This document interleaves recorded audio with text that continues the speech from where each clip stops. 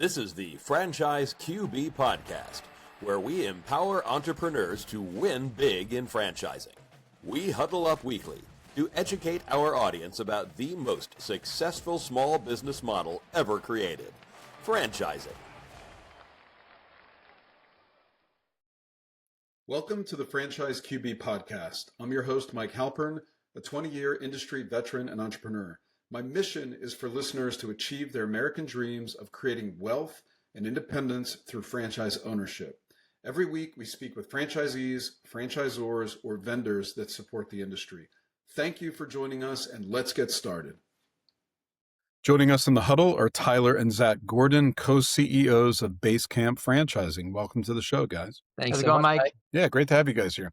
So you're brothers. You both graduated from Harvard with degrees in economics and then subsequently earned your MBAs from Harvard Business School. And you both entered the world of investment banking and private equity. Your current business, Basecamp Franchising, is one of the country's largest clothing resale companies with over 275 million in annual system-wide sales and 270 stores across 32 states, Canada, Portugal, and Spain. So it's an international business. Congrats on all the success. Basecamp owns and operates two brands that listeners might be familiar with, Kid to Kid and Uptown Cheapskate. We'll talk about those concepts. And has honed a system over 3 decades that delivers incredible value to franchisees, consumers, and their communities. Basecamp's model has environmental sustainability at its core, helping keep tens of millions of products out of landfills each year. And I know that matters to consumers. So before we jump into Basecamp and your franchise brands, how did you guys get into the retail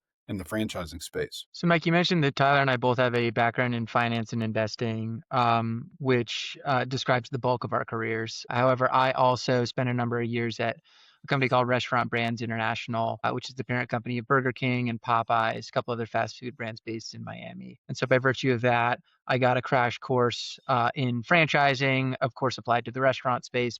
Then when Tyler and I went into business together at this point, a little over 5 years ago, so around the COVID pandemic coming out of it, franchising was naturally a place that we spent some time. Okay, very cool. So I wanted to ask, is there significance behind the name Basecamp?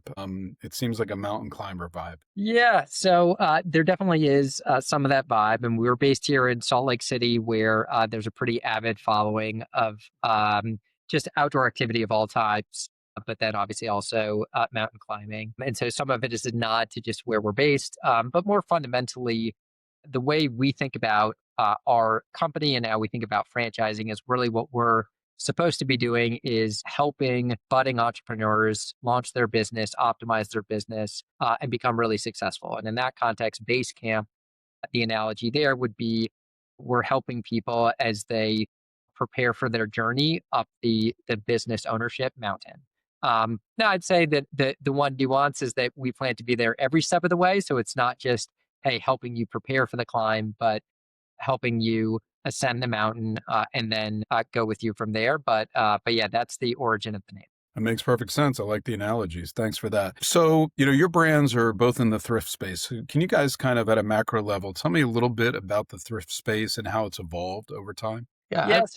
Go ahead, Zach. I would say two things. One, as we sit here today in 2025, the thrift space is huge. It's way bigger than I think most people realize. So it's about $50 billion value. And it's also growing really quickly. It has been growing really quickly, pretty much nonstop for the past a few decades, but that certainly has continued this year in 2025. So that's just one reality of the space, I would say, that a lot of people just aren't so much aware of. Okay, so then my second point, what is driving that growth over the last several decades? I would say that most fundamentally, it is the decline, and I would even say disappearance of a stigma that has historically existed in the thrift space where, gee, I'm only going to shop thrift if I absolutely need to, if I don't have enough money to pay full price, go rummage through a cluttered store and, find a piece of treasure that's buried in there. That I think is what comes to mind when still a lot of people think of the word thrift. What do you visualize? So what have you seen over the last 10 years, even the last 20 years? You've seen that stigma really start to go away, especially with younger consumers. So you have this real pickup in demand for secondhand clothing. Why has the stigma gone away? I think there are a couple of important drivers, but one for sure is sustainability. So you have an increasing focus on resource conservation, on doing right by the planet. There's much more awareness today that the fashion industry is the number 2 polluter globally. And so people are, in my view, kind of giving themselves permission to go check out secondhand because this is something that they feel is sustainable and responsible to do. If it were just that, I think that the trend would be less durable. However, when people come into thrift stores, especially more modern thrift stores like ours, what do they find? They find inventory that they actually want to buy. They find the brands that they love at 70% off retail, maybe items that have been worn a handful of times. Plenty of actually items that we sell in our store haven't ever been worn. They still have the tag attached. So why then, if you're seeing the products that you really want to buy at 70% off, why would you pay full price? So what keeps people interested in the category, and then they tell their friends and get them to come and check it out as well, is value. So sustainability, I think, is a big part of why the stigma has declined. And then people are realizing, holy smokes, there is so much value in thrift. Yeah, and as the father of 2 teenage sons, I can tell you that going thrifting is like their primary choice as opposed to going to the mall, where it was backwards back in the 90s when I was coming up, where you go to the mall first and thrifting was more of an afterthought. So I can see how that trend has changed.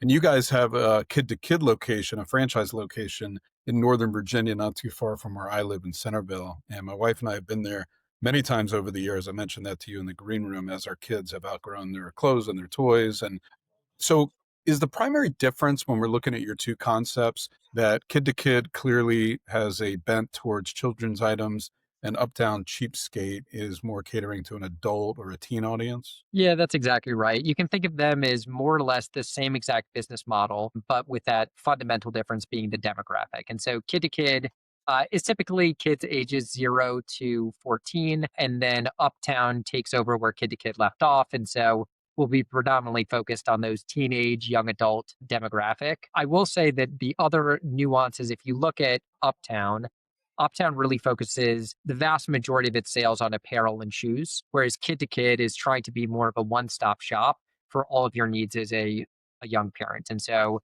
that's both apparel and shoes, but also equipment and toys. And so that would be the other, I would say, nuance. But fundamentally, it's a very similar business model, which I think in large part explains why we have so many franchisees that end up owning both concepts because they're very similar and very complementary. Yeah. So I'm curious, I would think a lot of candidates that are exploring franchise ownership in the retail space are nervous because of Amazon and Walmart and all the big guys out there that are doing e-commerce. And you guys are completely the opposite of that, right? So, while a lot of businesses are probably struggling because of that, it seems like your stores are performing really well. So how are you guys performing in the current marketplace? So I'd say there's a very important reality for our business relative to any e-commerce player, whether it's Amazon or eBay or anywhere where people might be transacting online, which is that our price point is very low. So at Uptown, our average item is going to cost between $12 and $13. At Kid to Kid, it's going to be about $5. And Okay. it's really hard to transact at those price points in a way that makes sense on the internet. There's a lot of friction associated, for instance, with posting something on eBay, haggling with somebody who's going to buy it from you. And as a consumer, if you're going to consider buying something online, you are going to have to pay for a shipping cost, right? So that's going to be at least $10. And so if the item price is $5 or $12, and then you're paying $10 in shipping, it really defeats the purpose of the whole exercise, which is to get great value. So I'd say that that is a very important kind of reality. Then on top of that, I would say that this experiential component that you brought up, that kids really do like to come in and not just, hey, transact, buy, and sell clothes, but they like to spend time in our clothes. They like to touch and feel the clothes, which after all are used, right? So it's even more important that you would be touching and feeling them, taking photos of each other and videos. It's really an experiential thing as well that drives people into our stores. Yeah. And thank God for that because they're on their phone so much. It's nice when they get out in the world and actually interact with people and know what it's like to go in a store and buy something. So that's awesome. So you guys, you're co-CEOs of the company. How do you guys divvy up the roles and responsibilities as being a franchisor? Like who does what? Yeah, so the way that we have done it, at least to date, is really by functional area. And so I oversee mainly our franchise development, our marketing, and our finance functions. Zach then oversees principally our operations and technology functions. And then there are some that we jointly oversee. So think human resources and admin.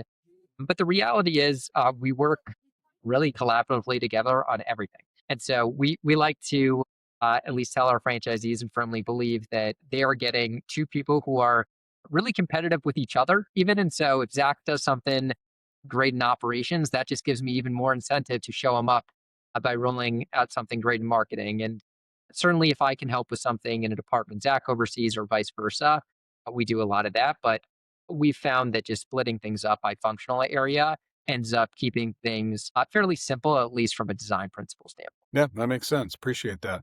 So you guys mentioned before, $50 billion industry, which is massive. There seems to be a new thrift concept popping up every day. There's lots of options. So how do your stores stand out, whether it's operationally or with the consumer? Yeah, I I'd would say say a that there. couple of things.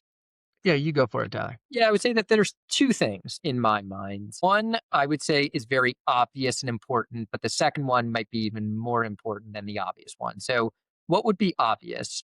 It's the look and feel of our store. If you walk into an Uptown or a Kid to Kid, the design, the look and feel of the store, the smell of the store, which is very important in the context of thrift, resembles much more of a boutique than it does your traditional thrift store. Again, if Okay. somebody walks down the street and you pull them and say, okay, what's word association with thrift? I think you'd hear a lot of dusty, dirty, disorganized, again, maybe even smelly. Whereas if you walk into our stores, it's a really high end, upscale, vibrant shopping experience. And so that is something that if you walked into our stores would hit you immediately. And the number of times we hear from people, I didn't realize I was shopping in a secondhand store until I looked at the price. I feel like that's a good, again, description of how most of our customers feel when they first walk in. So if that is the customer facing side of things, what again I think is the more important is the infrastructure that we have to support our franchisees and to really support a very high volume operation. Most importantly, within that, I would say it's our technology. So, somewhat counterintuitively, as a clothing resale franchise, our biggest team, so an over 20-person team, is our tech team. We spend a few $1 million every year on our technology. And that really ends up being, I would say, the backbone of our in store operations. And what that allows our franchisees to do is take a model that is inherently very subjective. What do I buy? At what point in the year do I buy it? What do I pay the vendor who walked in? How much do I mark it up? Okay, at what point do I put it on my floor? When do I mark it down? By how much? A lot of that is very subjective. And for a traditional thrift store, if it's anywhere, it's trapped in the head of the owner. Heaven forbid trends evolve, that owner wants to take a weekend off or retire, all of that institutional knowledge walks out with them. In our case, it's all systematized and data driven. And so it delivers a level of efficiency that enables the volume we're talking about. And when we say volume, we're talking about selling and buying hundreds and hundreds of thousands of items from a single store every single year. That's great. Zach, did you want to add anything to that? The only other thing I would add is the fact that we have already a relevant amount of scale. So if we've got about 275 stores, that brings two distinct advantages, more even than these two, but two in particular that I would highlight. One, when we think about our software that is helping our franchisees more precisely price different items that are coming into their store, that is fundamentally based on the not only prices that we paid for similar items in the past, but even more importantly, what those items with similar attributes ended up selling at. And so we keep track of all of that. We're generating millions of data points every day. And we are updating in function of those data points what then is the market clearing price for whatever item is coming into the store. So that's a huge advantage underneath our technology. And then another one, if you consider being an independent thrift store, am I doing well? Would be a question that would be really hard to answer. Maybe I'm profitable. Okay, so that sounds like I'm doing well, but how profitable? How profitable should I be in order to feel like I'm doing well? The only way to reliably answer a question, even as simple as that, is through benchmarking. So understand how other similar businesses are doing, either as it relates to sales or profit or anything in between. And you can get really granular with the KPIs when you have a base of other stores to compare your performance against. And so as a franchisee in our system, you're able for legitimately every single metric that you would care about in your store, see how you're doing year over year, see how you're doing relative to other stores in your DMA, in your region, in the whole country, the top quartile, and you can understand what actually is the size of the prize. Should I make this operational change? If I do, what can I expect that will turn into in terms of profitability for me. So that's Yeah, another huge it's source of really value. interesting. Like when you think thrift store and like some of the adjectives that Tyler used about being dark and dingy and smelly and all that, you have to kind of change that mindset for franchisees because like you're in that space, but you're providing a very tech forward, detailed, like data driven solution and tons of value for your franchise owners, which you're not going to get if you just try to step into the space and go in on your own. So that's really appreciate you sharing those differentiators with us. So what's your vision for the future? What do you expect the business to look like in 10 years? Yeah, so I would say that we have pretty broad ambitions for where we think we can take our two brands. I would say the starting point is really to become the category defining concepts in thrift in the US and then build on that internationally from there. And so as somebody thinks about, okay, what are some of the best or the best big box retailers out there? Somebody might say, oh, a Costco of the world. I certainly love Costco. I would hope that if you ask the same question 10 years from now about the thrift space, Word Association would very naturally bring up Kid to Kid and Uptown as just the category defining concepts in the space. From there, I would say Zach brought up a point earlier that I fully believe. I think that we and our franchisees and our concepts have all the ingredients in the world to deliver an exceptional customer experience. And if we can do that, my hope would be the customers in our store, when they leave, would ask themselves a simple question: why would I ever shop full price again? And so, in that context, it's not just defining the retail category, but really disrupting retail more broadly because you're taking thrift, which is already huge in scale, the 50 billion plus that Zach referenced, but taking it even more mainstream. And so that I would say is the size of the prize for us. How do you get there? It is fundamentally a focus on quality and not quantity. I don't care at all how many stores we open next year. All I care about is that every store that does open crushes it and delivers an incredible customer experience. Because if you get the quality component right and you focus on that as the most important ingredient, the quantity side will follow and will solve itself. And so that's really where we focus that, hey, every customer who walks into every Uptown or Kid to Kid has just an incredible customer experience. If we're successful in that regard and our franchisees are incredibly happy, are making a lot of money, again, we'll then be able to realize those ambitious goals. But you have to focus on the core ingredients, which again, really is that customer experience and franchisee success more than anything else. Yeah, I mean, if you focus on franchise owner profitability and the consumer experience, then like you said, the quantity will follow. So that's cool. So you guys have been at it for 3 years since you've acquired the business. How do you guys enjoy running it so far? I know it's been a little different than what you were doing in your previous lives. How's it going? It's been a lot of fun, honestly. And I would say two things. I'm sure Tyler's got some things coming to mind as well. One is that fundamentally the business is really stimulating. It's really fun. Really, what we're doing is we're solving puzzles all over the place all day. There's a huge amount of friction in thrift, which is why, generally speaking, the consumer experience has been so disappointing because it's just really hard to give a good experience. And so we've got a giant tech team where, hey, why don't we create a program to solve that problem and we could just do it. That's really fun. And then I would say one thing that really drew us together in terms of wanting to work together, and then we've found to be such a great fit here at Basecamp, is that we have this very long-term mentality. We'd love to be doing this for the next 20 years. And there's something really satisfying, I would say, about building tools, processes, resources, relationships in a cumulative sense, such that you focus on, hey, maybe brushing something up in operations or marketing, and then you move on to the next thing and the next thing, and it's just getting better and better, the level of service that we can provide over time. I would say that for a large part of my career, I was very project oriented, where I'd work on a project and then I'd zoom over to some completely unrelated project or even unrelated company and start the process over again. So I've personally found it very, very Yeah. How pleasant. about you, Tyler?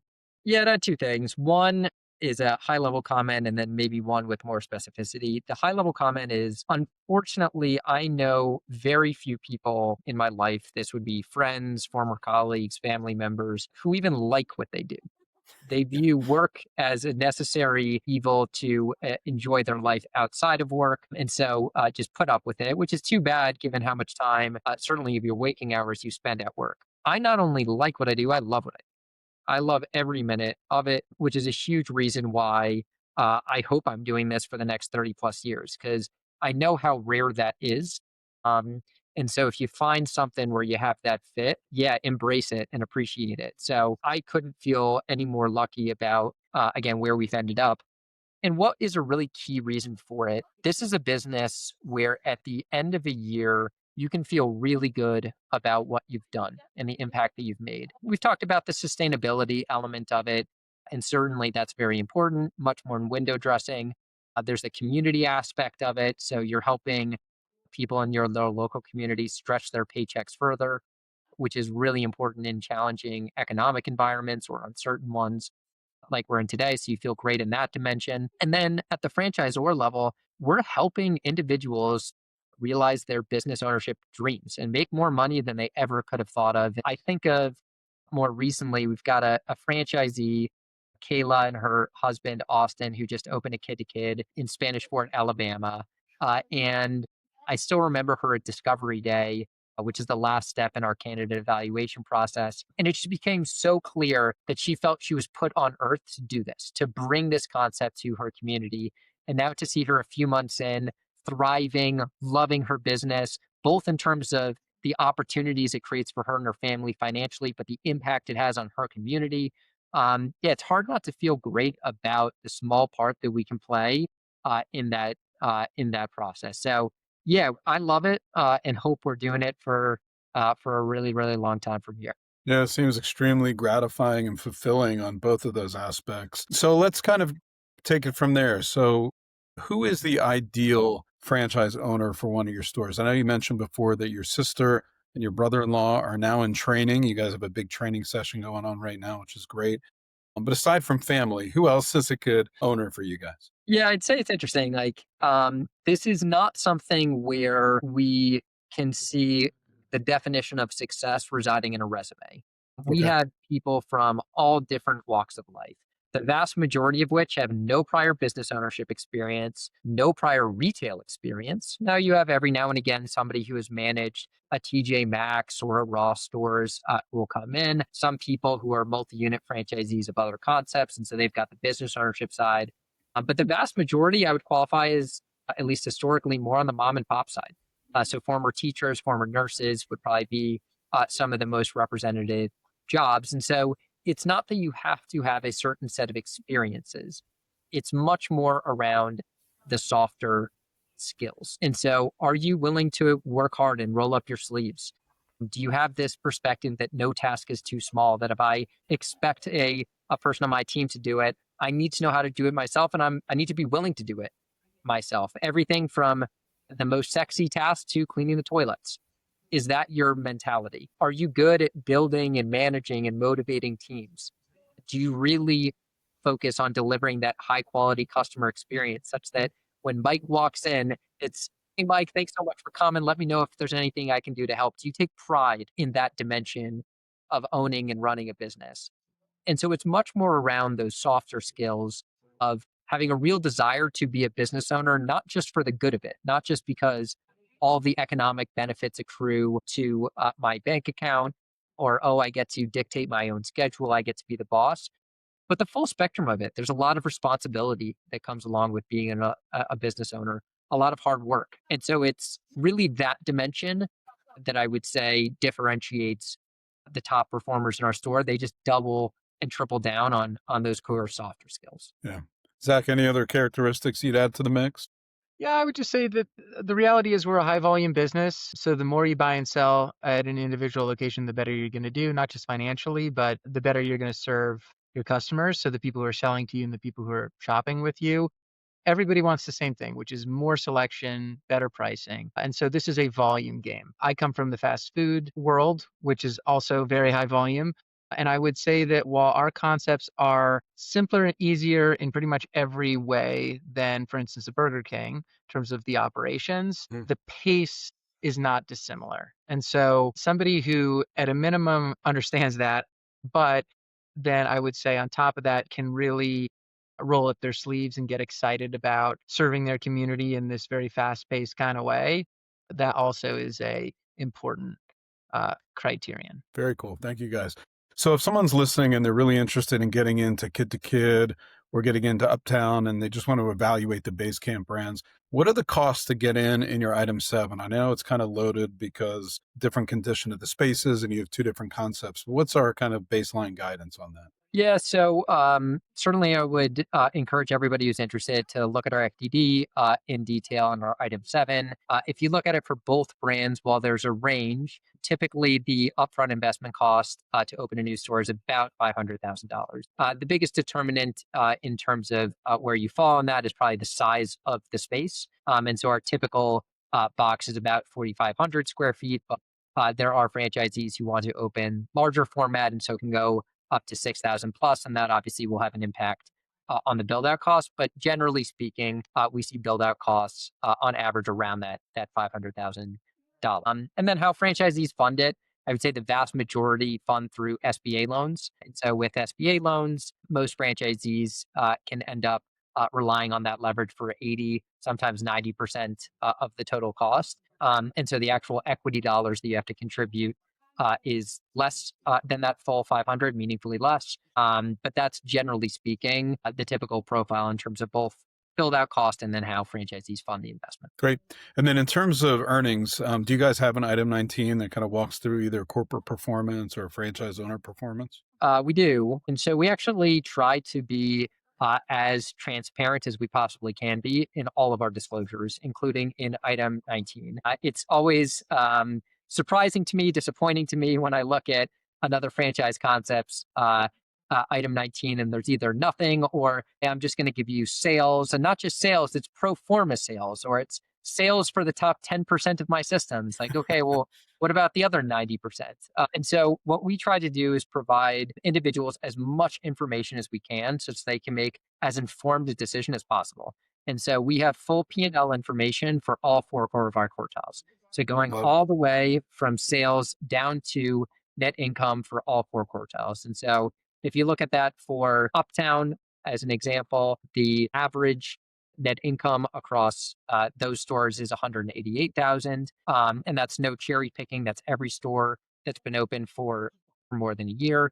And then top quartile is a little above 350. So you compare those two, again, the total investment of about 500,000.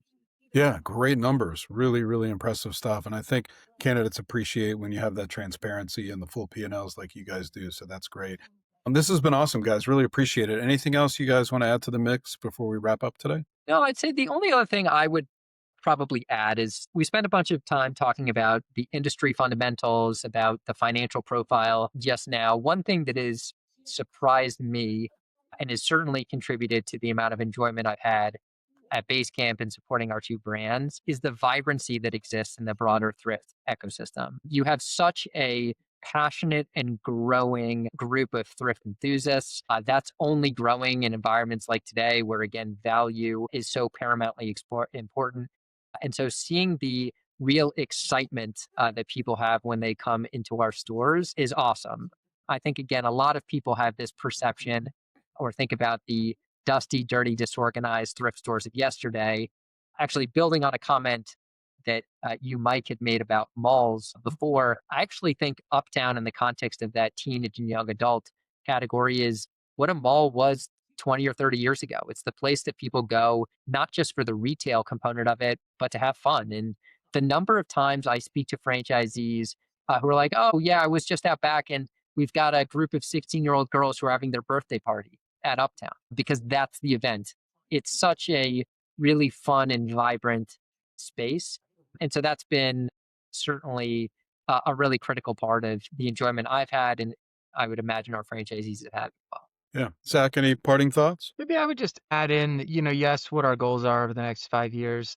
We have an internal goal, which is just to provide the best support in the industry. And I've looked at a lot of different franchise brands. One of my main jobs at RBI was to look at other brands to potentially acquire. And I think that's an achievable goal. Let's put it that way. I think that if we focus on building a fantastic team, which we have, building really rock solid processes in every area of the business, that we'll reach that goal. And that is a very important goal for us. We want to be absolutely best in class in terms of the support that we provide to our owners. It seems like you guys certainly have your eye on the ball, and you've done a lot with the brands over the past 3 years. And I'm excited to see what the next 3 years and beyond will look like. And if anyone listening would like to connect with Tyler, Zach, and the Basecamp team to learn more about becoming a franchise owner with Kid to Kid or Uptown, contact me at franchiseqb.com or on X at QB and I'll get you connected.